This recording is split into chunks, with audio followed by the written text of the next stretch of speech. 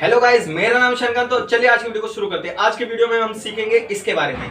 जैसा कि मैं अपनी बहुत सारी वीडियो में यूज करता हूं, बताता भी हूं कि ये क्या है, पर लोग बहुत सारे कमेंट करते हैं कि आप कौन कौन से डिवाइसेस यूज करते हैं, क्या क्या कंपोनेंट्स का यूज करते हैं।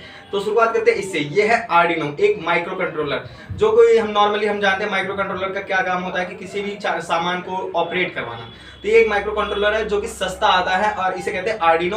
और आजकल अगर हम इसको देखें तो ये बहुत सारी चीजों में यूज हो रहा है, बहुत सारी बहुत ही ज्यादा चीजों में यूज करते हैं, जैसे कि ड्रोन्स हो गए, रोबोटिक्स के प्रोजेक्ट्स हो गए, अरे ये हमारे होम ऑटोमेशन के प्रोजेक्ट्स हो गए। इन सारे प्रोजेक्ट्स में हम इनका यूज करते हैं और भी बहुत जगह ये माइक्रो कंट्रोलर यूज होता है क्योंकि ये बहुत ही चीप आ जाता है। तो इसी तरीके से इसका यूज करते हैं और ये बहुत ही ज्यादा सेंसिटिव भी होता है। चीप होने के साथ साथ बहुत जल्दी खराब हो जाता है। तो लोगों को क्या होता है, इसकी बेसिक नॉलेज नहीं होती है, क्योंकि जब तक बेसिक नॉलेज होगी आप इस पर काम नहीं कर सकते। तो लोग खरीद लेते हैं, काम करना स्टार्ट करते हैं, अब नॉलेज नहीं है तो ये बहुत ही जल्दी खराब हो जाता है क्योंकि ये सेंसिटिव होता है। तो आज की वीडियो में हम सीखेंगे कि इसके पिन के बारे में जानकारी लेंगे कि इसमें पिन्स जो लगी हुई है क्या काम करती हैं और इसमें कोडिंग किस तरीके से या क्या जो इसका प्रोसेस है इसको देखेंगे। तो लेट्स स्टार्ट, वीडियो को शुरू करते हैं।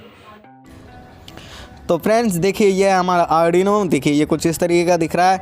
इसमें बहुत सारे देखिए ये पिन्स हैं और ये आगे दो जैक दे रखे हैं, बटन्स दे रखे हैं। इनके सब के बारे में हम आज जानकारी लेंगे कि ये किस तरीके से यूज़ होती हैं और ज़्यादा डिटेल में नहीं जाएंगे, सिर्फ नॉर्मली देखेंगे कि किस तरीके से यूज़ होता है, ताकि जब आप यूज़ करें, नए हैं आप इस काम में और यूज़ करें तो ये ख़राब ना हो।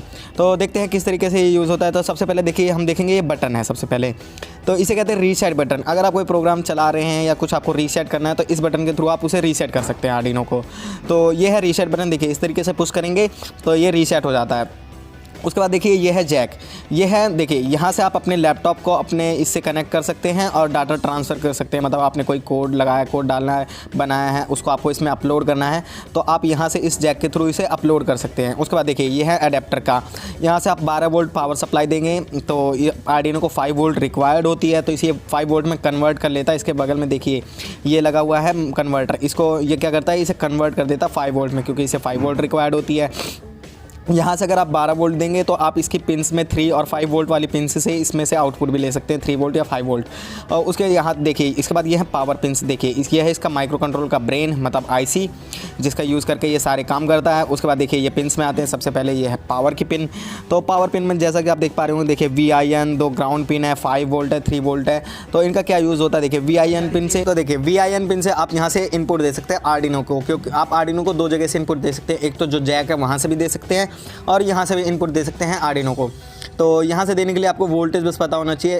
अप्रॉक्स 9 वोल्ट का हिसाब से आप इसे यहाँ से दे सकते हैं और हर आर्डिनो का अलग अलग होता है थोड़ा सा, तो इसको आपको देखना पड़ेगा। उसके बाद देखिए इसमें ग्राउंड और ग्राउंड 2 पिन है। यहाँ से आप 2 ग्राउंड का यूज़ कर सकते हैं, एक यहाँ से आप 2 ग्राउंड ले सकते हैं और एक डिजिटल पिन की साइड में भी होता है ग्राउंड। उसके बाद देखिए 5 वोल्ट एंड 3.3 वोल्ट।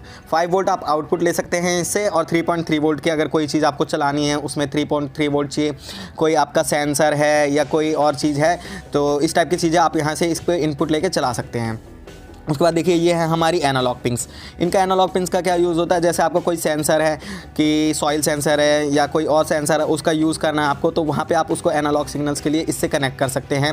तो जैसे PIR सेंसर की पिंस को इससे कनेक्ट कर सकते हैं और उसके बाद उससे आउटपुट की फॉर्म में डिजिटल पिन से आउटपुट ले सकते हैं। तो ये एनालॉग पिंस एनालॉग सिग्नल्स को लेती हैं, तो यहाँ से आप इसमें यूज़ कर सकते हैं इसका। तो उसके बाद आते हैं ये हमारी दूसरी साइड जो कि है डिजिटल पिन्स। तो देखिए इसमें 13 डिजिटल पिन होती हैं। देखिए यहाँ से आप देख पा रहे होंगे ये 13 डिजिटल पिन है और 2 RX और TX, 0 and 1 RX और TX। ये ट्रांसमिट और रिसीव करने के लिए होती हैं सिग्नल्स को। जैसे आपने ब्लूटूथ लगाए, इसे कनेक्ट करना है तो यहाँ से आप उसके साथ कम्युनिकेशन के लिए RX और TX का यूज़ कर सकते हैं। और इसकी 2 LEDs भी दी होती हैं, आगे की साइड ऊपर 2 LEDs दी हुई हैं। उसके बाद ये हमारी सारे डिजिटल पिन हैं। इसमें कुछ ये 4 या 5 PWM पिन भी होती हैं। और उसके बाद देखिए यहाँ पे एक रीसेट पिन है, ग्राउंड पिन है। तो ये सारी पिन यूज़ होती हैं। रीसेट पिन क्यों यूज़ होती है कि आपको अगर आर्डिनो को बटन ना छोड़ के कहीं और से आपको बटन लगा कर उसे रीसेट करना है तो आप उस रीसेट पिन का यूज़ कर सकते हैं।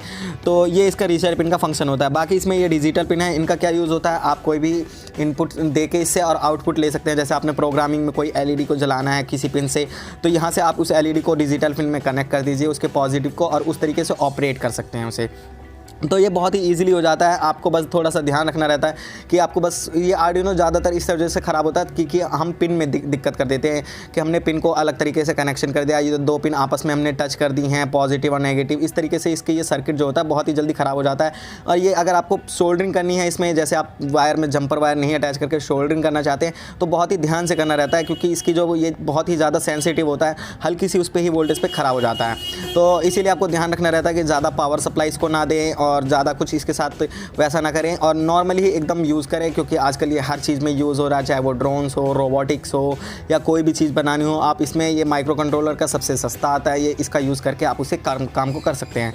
तो आज की वीडियो में बस इतना ही। आगे हम नेक्स्ट वीडियो में आएंगे कि इसके हम और भी जो माइक्रो कंट्रोलर्स इसके साथ आते हैं छोटे बड़े, उनका यूज़ करके देखेंगे उसमें क्या होता है।